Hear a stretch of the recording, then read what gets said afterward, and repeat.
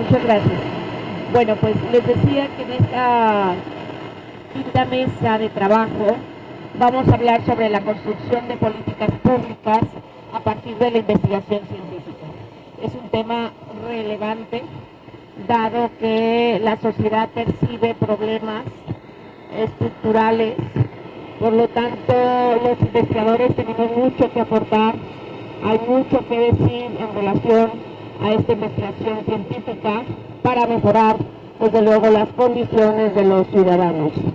Me acompañan en esta mesa el doctor Iván Arrazola Cortés, la doctora Esmeralda Álvarez Asensio y el doctor Jorge Chaires Zaragoza. Muy brevemente decir sobre el doctor Iván Arrazola Cortés, que él es licenciado en Estudios Políticos y Gobierno de la Universidad de Guadalajara, maestro en Sociología Política por el Instituto José María Luis Mora y doctor en Estudios Científicos Sociales, con mención en Ciencia Política por la Facultad Latinoamericana de Ciencias Sociales, conocida como FLACSO por sus siglas, sede México. Es profesor de tiempo completo en el sistema de universidad virtual de la Universidad de Guadalajara y pertenece al Sistema Nacional de Investigadores. Es perfil deseable del programa para el derecho, para el desarrollo profesional docente. PROES de conocido por todos nosotros. La doctora Esmeralda Álvarez Asensio es doctora en estudios fiscales con especialidad en Hacienda Pública y maestra en Derecho Fiscal. Es, pues maestra en impuestos en esta Universidad de Guadalajara y, pues ha realizado también diplomados, varios diplomados en el ITAM y, pues agradecemos también mucho su participación. El doctor Jorge Chaires Zaragoza es doctor en Derecho Comparado por la Universidad Complutense de Madrid, miembro del Sistema Nacional de Investigadores nivel 2 y actualmente es profesor investigador del Centro Universitario de Ciencias Sociales y Humanidades de la Universidad de Guadalajara y también ha sido servidor público en el ámbito federal en diversas ocasiones y es todo un gran placer, un orgullo que nos acompañe esta mañana. El tema, si gustan, lo desarrollamos en este orden de presentación y cedo el uso de la voz al doctor Iván Arrazola Cortés.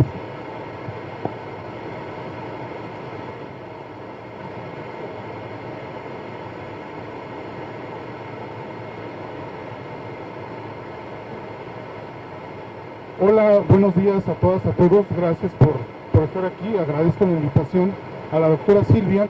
Pues bueno, como bien comenta la doctora, el tema de las políticas públicas pues se vuelve un tema muy relevante en estos tiempos en los cuales vivimos condiciones muy particulares acerca de lo que es la democracia. Les comparto un poco ahorita lo que estábamos platicando, doctor Jorge, un servidor antes de iniciar, en el sentido de que, dando una vuelta por aquí por la feria, nos encontramos con una serie de libros que por ahí estaban regalando, les vamos a pasar el tip, y bueno, está La Democracia en América, y un libro que se llama El Ocaso de la Democracia.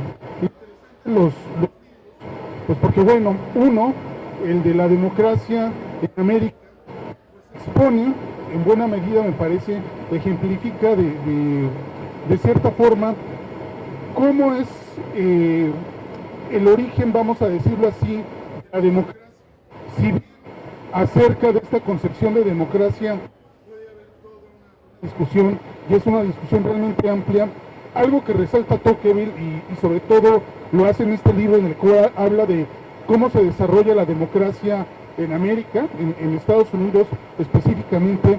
Él de lo que habla es de cómo se genera comunidad dentro de los territorios estadounidenses, cómo es que la gente participa, cómo es que la gente se involucra en los temas de su comunidad, y a partir de esa noción, por ejemplo, surgen situaciones que tal vez para nosotros pueden ser un tanto ajenas, como que las personas voten a través pues de asamblea para determinadas políticas públicas, como por ejemplo en materia de educación, en materia de recolección de basura, en materia de seguridad. Hasta ese nivel pueden ser llevadas las cosas, lo cual evidentemente para la época a la que refiere Tocqueville, que pues estamos hablando del siglo XVIII, siglo XIX, pues constituyen toda una novedad, ¿no? ¿Cómo es que se manejaba todo este tema de la democracia? Y bueno, por contraste, pareciera hoy que el destino me hizo una broma con esta selección, pues el otro libro pues habla del ocaso de la democracia y que tiene que ver pues, con el populismo. ¿Y por qué trae a colación todo este tema en torno a la democracia? Porque bueno, en su esencia, en esta noción de lo que era pues esta idea básica de gobierno del pueblo y para el pueblo, ¿no? Que hoy es un concepto pues bastante, voy a decirlo en estos términos, manoseado. Esta idea del gobierno del pueblo era efectivamente una idea en donde había un involucramiento por parte de la ciudadanía, por parte de la comunidad en la toma de decisiones. Así es como lo definieron pues, los clásicos, ¿no? Bueno, soy de formación politológica y siempre me gusta mucho citar a Platón, me gusta citar a Aristóteles, pero bueno, Aristóteles me parece que hacía una diferenciación o una distinción importante entre lo que es poder político y lo que es poder, una noción que él llamaba el poder en la familia o el poder privado. Él decía que mientras el poder político se ejercía entre iguales, pues porque al final de cuentas todos tenían derecho a participar, él hablaba de un poder despótico, ese era el concepto, y el poder despótico hacía alusión a un concepto en el cual el gobierno no trata a los ciudadanos como iguales, los trata como súbditos, los trata como seres inferiores, los trata como si fueran niños pequeños a los cuales pues se les tiene que decir cómo se tienen que comportar, a los cuales se les tiene que decir qué es lo que tienen que hacer. Es decir, se pierde un poco esta idea o esta conceptualización de poder pues discutir los temas públicos. Y bueno, en un momento más voy a llegar al tema de lo que son propiamente las políticas públicas como tal, pero esta distinción me parece importante porque marca de alguna forma esta idea de cómo se tiene que conceptualizar la democracia, ¿no? Y democracia no se puede conceptualizar únicamente como votar y dejarlos con la comunidad, para que en ese sentido, al momento en que nosotros lleguemos a una solución, esa solución sea una solución que de alguna forma toda la comunidad comparta, toda la comunidad apoye, porque eso al final de cuentas le va a generar legitimidad, le va a generar aceptación. No es la decisión de una persona, no es posición del gobernante, en realidad todo lo que vemos atrás de cómo se debería de llevar a cabo una política pública en buena medida tiene que ver con evidencia, con diagnóstico, con una discusión para que se pueda tomar una decisión, ¿sí? Y en este sentido, y volviendo un poco como a este tema del ocaso de la democracia, pues lo que estamos viendo en muchas de las políticas públicas que se están tomando en este momento, no en realidad ese análisis qué es lo que precede el problema, ¿no? Y voy a poner un ejemplo básico y simple como es el caso de la llamada o mal llamada reforma social, algo que determinó la Comisión Interamericana de Derechos Humanos y que lo señaló recientemente en una audiencia que se dio, es un diagnóstico para saber qué es lo que se estaba reformando. No hay un diagnóstico preciso para saber cómo se estaban. Me parece que eso refleja quizás en democracia se espera, y que es, por ejemplo, que para un tema tan importante como pueda ser una reforma social, que en sí es una política pública, esperaría solamente ya, se esperaría una reflexión y ya no únicamente sentar pública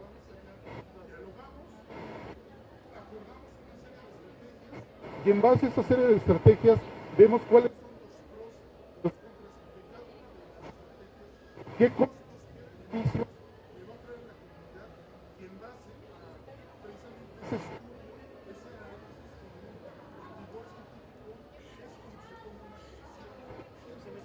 me parece que en ese sentido toda esta discusión pues es importante, es pertinente, que al final me parece que nos encontramos en una situación compleja en la cual nuevamente tenemos que regresar a esta idea de comunidad, a esta idea de que las personas se involucren en los problemas, sepan de qué tratan, sepan un poco cómo es que, digamos, se tendrían que explorar las diferentes soluciones y tomar una decisión en base a eso. También estoy consciente de que hay algunas figuras, por ejemplo, de democracia directa, que también se han pervertido y que lo hemos visto en estos años. Por ejemplo, estas ideas de referéndum, de revocación de mandato, de consulta popular, muchas veces, pues en realidad, son mecanismos para legitimar decisiones del gobierno. Pero ¿qué es lo que le falta a estos mecanismos? Les falta discusión, les falta diálogo. Para que nosotros podamos tomar una decisión, primero tenemos que estar informados. Y ese es uno de los principios básicos que establece Robert Dahl al momento de hablar de democracia. Para poder votar, para poder decidir, tenemos que tener información. Si no tenemos esa información, pues estamos tomando decisiones ciegas, ¿no? De ahí un poco entonces la importancia precisamente de analizar cómo el conocimiento científico nos ayuda a tomar decisiones de gobierno traducidas en políticas públicas. Este sería mi primer comentario para iniciar. Gracias. Muchas gracias, excelente doctor. Le cedo el uso de la voz a la doctora Esmeralda Álvarez Asensio. Gracias, doctora. Buenos días, gracias por estar aquí. Complementando lo que dice el doctor, que él ya platicó un poco sobre lo que es una política pública que atiende a problemas, ¿verdad? Yo deseo comenzar con una reflexión que hizo Bernardo Alberto Hussein, ¿sí? Bernardo Alberto Hussein era un médico, científico, investigador, ¿sí? Argentino. Nació en los años en el siglo, en 1881, algo así. Este investigador científico tenía una reflexión, sí, que es muy interesante. Él hablaba sobre la investigación científica, sí. Bernardo Hussein decía que cuando muera, no deseo estatuas, premios, placas, calles o institutos, ¿sí? Sino que sus esperanzas eran otras, ¿sí? Él decía que él deseaba para su país, pues, que contribuyera a un mejor país, a los adelantos científicos, ¿sí? Que tenían en aquel entonces, ¿sí? Y cultural, ¿sí? Porque él lo que pretendía es que el mundo científico actual de aquel entonces, pues, fuera importante para todos los que habitaban en ese país. También él decía que lo ideal era tener artistas, pensadores, científicos, ¿sí? Que enriquecieran la cultura y que eso fuera beneficioso, ¿sí? Tanto para su país como para otros países y como para toda la especie humana, ¿sí? Entonces, en el año de 1960, este investigador científico médico, sí, que de hecho recibió un premio Nobel en medicina, en 1960 hizo una investigación donde dice que la investigación científica es importante, sí, porque son las bases de la civilización actual, sí. También decía que la investigación científica lo que hace es ayuda o mejora el bienestar de las personas o de los hombres, que también reducía en dado caso el trabajo duro, sí, a través de los conocimientos, que también a él, al menos en específico, le hizo la vida más bella, más saludable, ¿sí? Y también decía que la investigación científica, pues, aporta y enriquece y apoya a la salud, al bienestar, a la riqueza, al poder. Incluso decía que también unía a las naciones, ¿no? Entonces lo que quiero comentarles con esta reflexión y este investigador científico es que el objetivo de la investigación científica pues es generar nuevo conocimiento, ¿sí? Y ese conocimiento, ¿cómo se logra? Pues a través de observar los fenómenos que son como el objeto social en la sociedad, ¿no? El objeto de estudio, ¿sí? Entonces, como bien decía la doctora Silvia Patricia, los investigadores forman parte importante y es indispensable su participación a través de la investigación científica para colaborar con aquellos que hacen las políticas públicas, ¿sí? Lo que me ha dado mi experiencia, porque yo actualmente evalúo programas presupuestarios del gobierno a nivel estatal, es que muchas veces esas políticas públicas lo hacen a través de, ¿cómo les diré? Espontáneamente, por ocurrencias, por lo que se tiene en el momento, ¿sí? Por improvisación, ¿sí? No hay un estudio detrás, una base fuerte, con evidencia, que pueda apoyar a esas políticas públicas. Y luego eso súmenle que los gobiernos pues cambian constantemente, ¿no? Entonces lo que traía un gobierno pues se modifica cuando llega el otro, ¿verdad?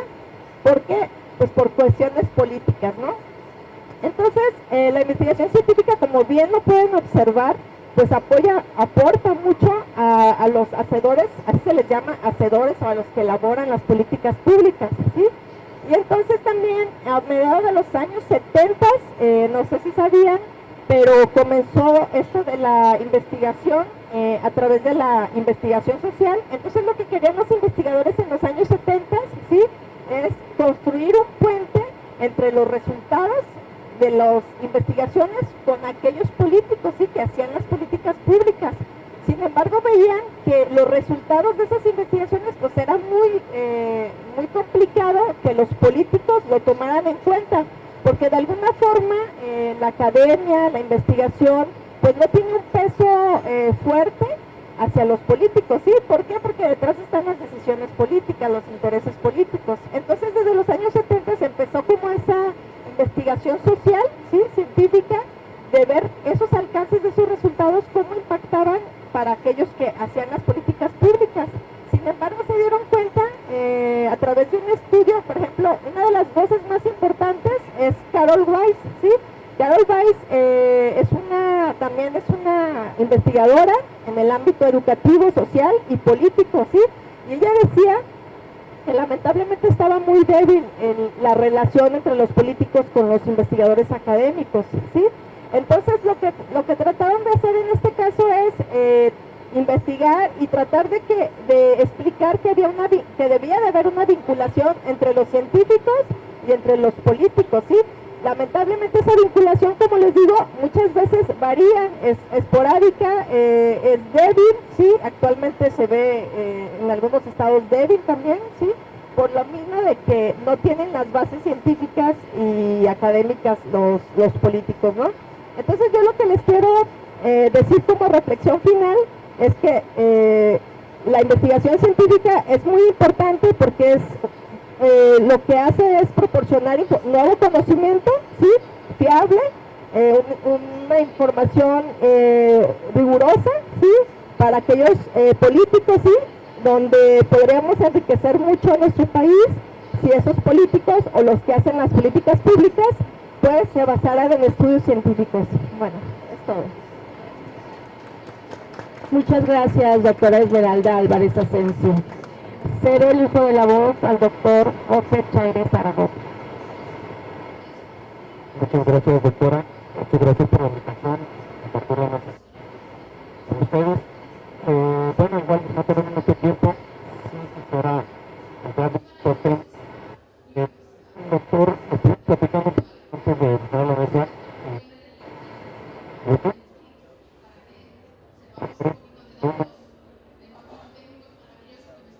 De lo preocupante de la situación que estamos viviendo. Veo algunos jóvenes, espero que no voluntariamente, que estamos viviendo es muy preocupante. ustedes escucharon hablar del PRI, alguien les comentó así como algo del siglo pasado, que bueno, pues estamos peor, quiero decirles. Cuando el PRI empezó, surge el PRI, se justificaba de alguna manera el que hubiera un presidente fuerte, porque acabamos de salir de la revolución, entonces necesitaba alguien que pusiera orden. Es como el cuento de las ranas, ¿no? Que empieza a calentar el agua y no se dan cuenta ya cuando, bueno, pues estamos viviendo algo similar y nos estamos dando cuenta que no nos estamos dando cuenta de la situación. Platicándolo con los profesores, el intercambio es, oye, esto está muy grave, y ¿para cuándo va a cambiar esto? O sea, ¿qué va a pasar? Y no llegamos a un acuerdo, o sea, no sabemos qué va a pasar. Esto es gradual, ahorita no lo estamos viendo, pero una reforma al Poder Judicial de tal magnitud es lo más autoritario que hemos escuchado en mucho tiempo. En México no lo habíamos visto. Desafortunadamente, hoy más que nunca la academia estamos más desacreditados. Los investigadores, los académicos, lo que digamos no importa. Lo que digan los clásicos, lo que digan no me importa. O sea, vamos a hacer lo que yo quiera. Está por demás decirles con estadísticas, con datos, investigaciones que se han hecho. Mira, esto no es pertinente, esto no es oportuno, esto no es conveniente. No hay un debate, como decía el doctor. No hay un diálogo en la academia, en la política, entre los políticos. Quiero imponer una forma, pues como dice el doctor, de una persona. No es un debate entre una fuerza política y otra fuerza política para qué es lo mejor para el país. Esa fuerza política está subordinada totalmente a lo que diga una persona. Tristemente está muy claro cómo es un levantadero de manos en el Congreso, y no se diga en los congresos locales, que como decía el doctor, parece ser que quién es el que aprueba primero la reforma que el doctor dijo que se tenía. No importa si la discutimos o no la discutimos, leyeron por lo menos. O sea, muchos de esos diputados ni siquiera se detuvieron a leerla, y hemos visto cómo a veces dicen cosas, es que la iniciativa dice eso y no lo dice. O sea, es evidente que no la leyeron. Estamos viviendo la academia, los académicos ahora, como les digo, un momento como nunca hemos visto. En las épocas del PRI se había desacreditado tanto a la academia. El tema que la doctora nos invita ahora a platicar es un tema muy importante y que ojalá tuviera más reflectores. Ya Max Weber, desde principios del siglo pasado, ya hablaba de la importancia de la ciencia, en la profesión, en las públicas. Se hablaba de la necesidad de contratar, de que los políticos fueran profesionales, pero sobre todo la administración pública hubiera profesionales, que la ciencia fuera la que dominara la administración pública. Durante todo el siglo XX, Europa trataron de llevar la ciencia a las políticas públicas. México lo trató de hacer, o lo estábamos haciendo. Estábamos siguiendo más o menos el lineamiento de cómo llegar a una democracia. Es decir, en la época del PRI teníamos que pasar de un régimen de partido único a un sistema democrático. ¿Cómo le teníamos que hacer? Bueno, pues lo que tenemos que hacer es establecer mecanismos de control para el Ejecutivo. Mecanismos de control, bueno, pues empezamos con el Banco de México, a la Autonomía del Banco de México, la Comisión Nacional de Derechos Humanos. Se crearon diferentes mecanismos siguiendo la lógica o la experiencia de otros países o la experiencia de muchos años. Decía Montesquieu, que estamos hablando de 1750 más o menos, cuando se publica su famoso libro de El Espíritu de las Leyes. Inicia una de sus frases: es una verdad histórica que el que tiene poder tiene una tendencia a concentrar el poder. Es una verdad histórica. Nosotros, bajo esa lógica, ¿cómo controlamos el poder? ¿Cómo controlamos al presidencialismo mexicano? Bueno, estableciendo controles. O sea, todo el mundo lo sabe. Y ahora lo que estamos haciendo es quitando los controles. O sea, vamos en contra de todo lo que se ha dicho durante muchos años. Estamos quitando los controles. Jóvenes, ustedes no se están dando cuenta de lo que está pasando. Ojalá que no llegue esto a unos 70 años de otro régimen, porque entonces sí se van a empezar a desesperar, como nosotros en nuestra generación de los años 80, que más o menos es cuando empezamos a salir a la...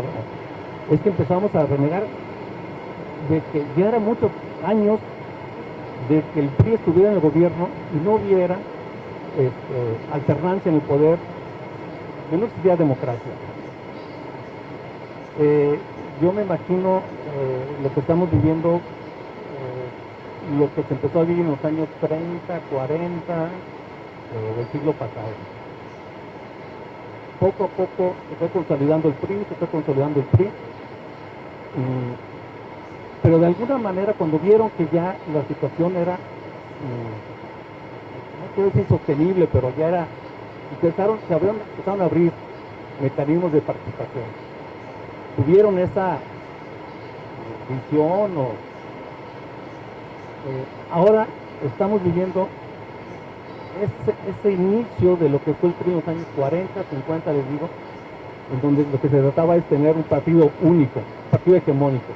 Bueno, pues lo estamos haciendo perfectamente, vamos para allá, estamos siguiendo los cánones, las reglas de lo que el PRI hizo en su momento, vamos para allá.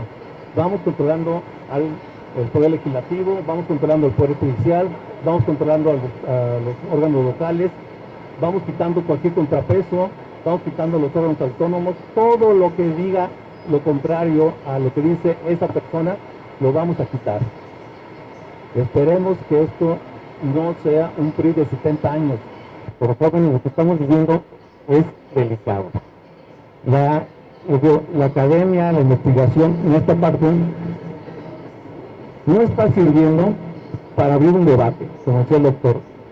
De lo que se trataba era de que se escucharan las diferentes voces para exponer con investigaciones serias si esto era conveniente o no era conveniente. La reforma del Poder Judicial, elegir a los jueces de manera popular, solamente hay una experiencia similar, que es Bolivia. Y ha sido un total fracaso.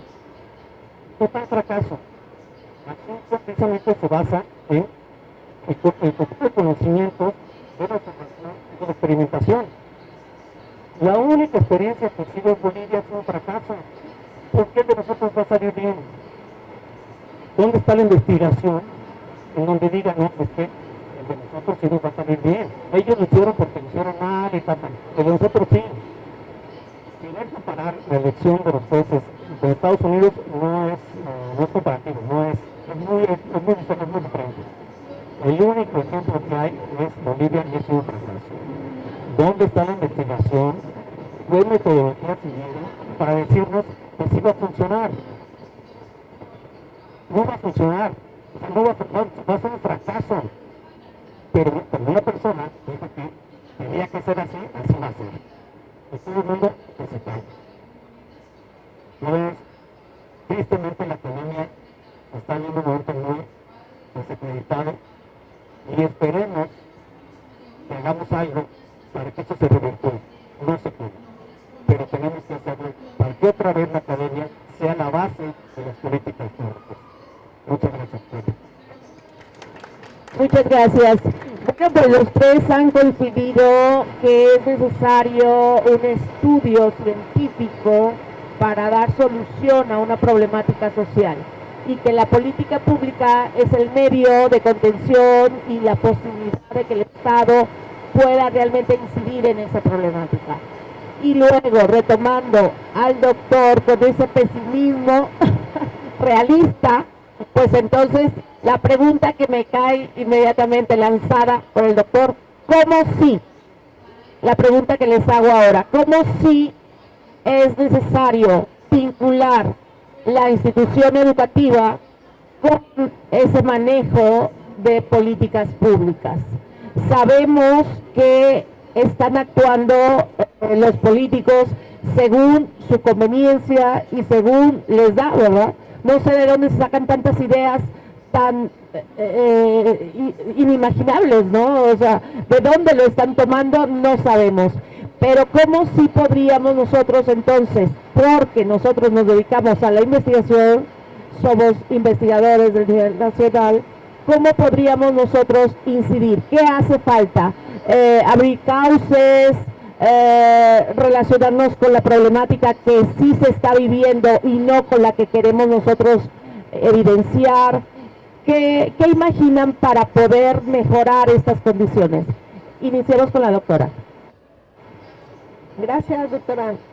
Pues bueno, en mi opinión, lamentablemente el poder político siempre va a obedecer a intereses políticos. Entonces es muy complicado pues esa vinculación, ¿no? Pero yo considero que lo más importante aquí es que los investigadores o la academia pues continúen con su investigación científica e incluirlos o vincularse con esos políticos que hacen las políticas públicas desde tempranas etapas de investigación, ¿sí? Entonces, conforme van empapándose o relacionándose o vinculándose con la academia, pueden observar desde a inicios tempranas etapas de investigación cómo lograr o cómo observar o cómo aprender que esos resultados de investigación científica pueden aportar una base sólida para la construcción de políticas públicas. Doctor, por favor. Bueno, pregunta compleja, pero hay que responderla. Me parece que cada quien desde nuestros ámbitos de acción hacemos cosas muy importantes. Por ejemplo, la doctora Esmeralda mencionaba hace un momento que ella evalúa políticas públicas, entonces a partir de ahí puede hacerse precisamente todo este ejercicio de rendición de cuentas, ¿no? Que es muy importante. Todo esto que se implementa realmente sirve, realmente es útil. Por ejemplo, se acaba la rendición de cuentas. Y bueno, para rematar lo que comentaba el doctor Jorge, yo recuerdo cuando era joven, así como ustedes, que un presidente se le ocurrió enviar una iniciativa para ponerle IVA a los alimentos y medicinas. El país requería dinero y el presidente, por muy popular que era en aquel momento, les hablo del año 2000, el Congreso le dijo: no, eso no te lo voy a aprobar. Me parece que eso en buena medida demuestra lo que tiene que ser el poder político. El poder político siempre tiene que estar limitado, no hay otra opción. Si queremos que esto medianamente funcione bien, tenemos que establecer controles y, muy importante, la crítica, estar muy informadas e informados, ser muy analíticos, ser muy estudiosos y levantar la voz cuando lo que no se está haciendo bien, pues decir no. Esto sería lo que mencionaré. Gracias. Muchas gracias, doctor. Por favor, doctor.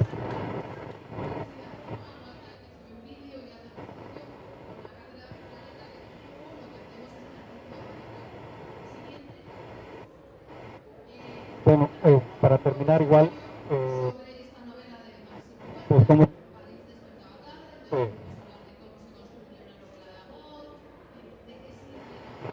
revertamos esta situación tan fácil.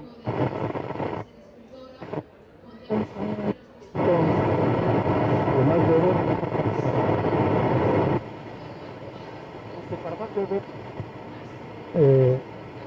las universidades no deben ofrecer a sus estudiantes creencias y convicciones.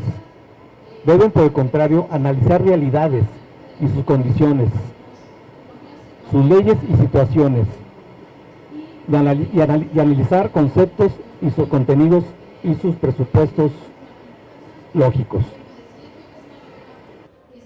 La tarea de la academia, de los investigadores, pues es seguir haciendo estos trabajos de manera profesional, seria, y nuestros lectores, en este caso estudiantes, buscar ese tipo de investigación seria, ¿no?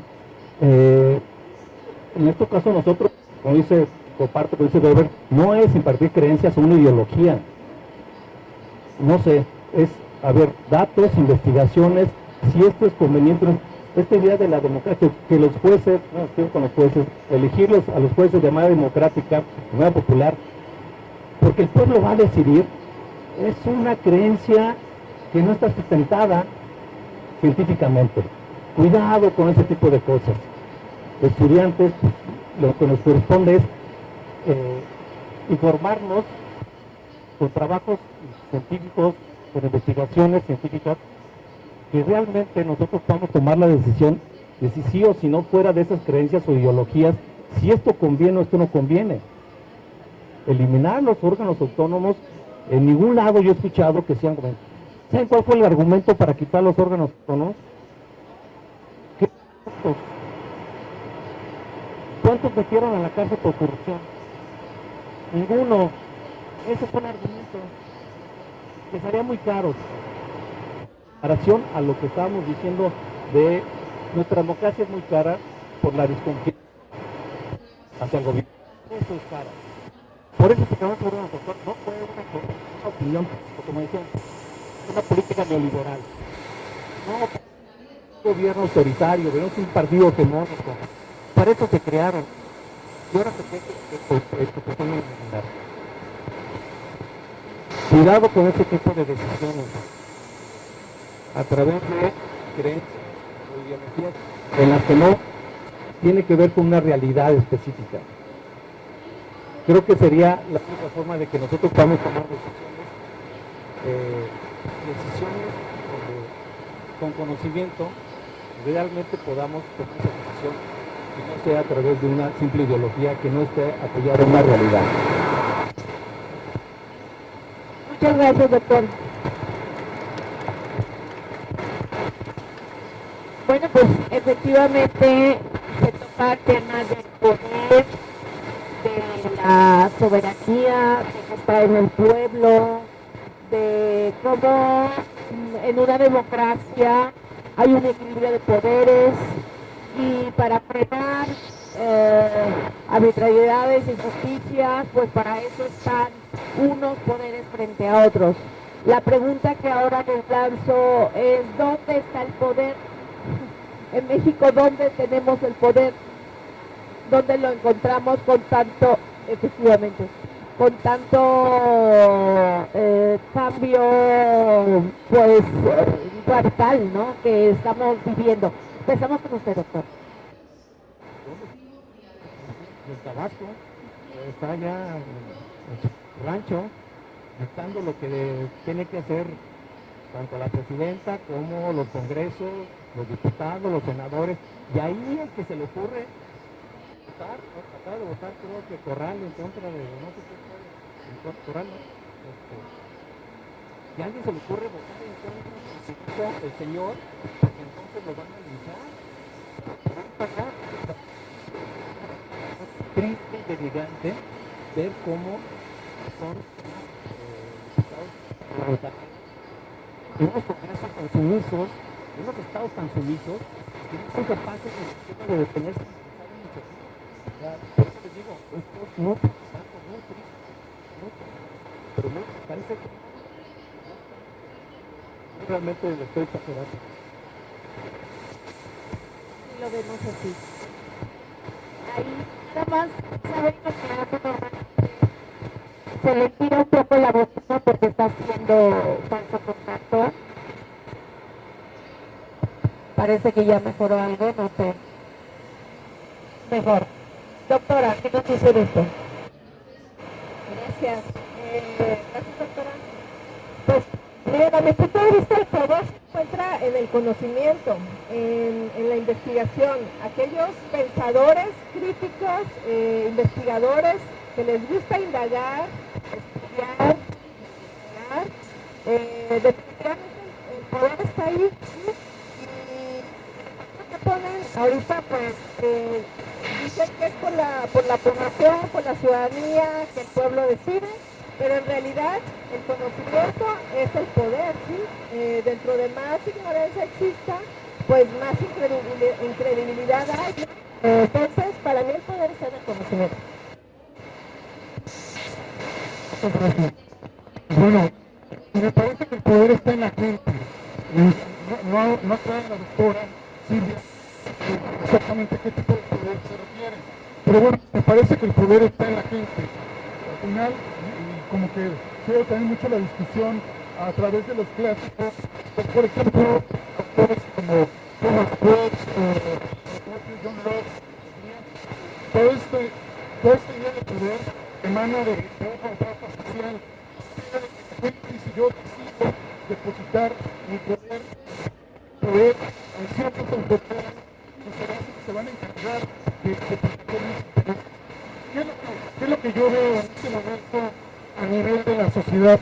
Me parece que hay mucha desinformación, hay también por otro lado mucho conformismo, hay por otro lado también escepticismo y una politización también de una parte de la población mal encausada, ¿no? Que vean en todos estos cambios como una especie de revancha, una especie de acción de justicia, pero no lo están. Entonces, me parece que en buena medida está en la gente, están las personas, esta capacidad para decidir qué clase de autoridades quieren, qué clase de leyes quieren, y pues hasta que la gente quiera, pues van a seguir viendo pues muchas de las cosas que ven, ¿no? Así lo estoy viendo, gracias. Muchas gracias. Bueno, agradecemos muchísimo la presencia de todos a esta mesa de trabajo denominada la construcción de políticas públicas a partir de la investigación. Agradecemos muchísimo la participación del doctor Iván Arrazola Cortés, a la doctora Esmeralda Álvarez Asensio y al doctor Jorge Chaires. Muchas gracias. Vamos a continuar en 10 minutos a ver si podemos solucionar el tema del audio. Sí podemos. Gracias.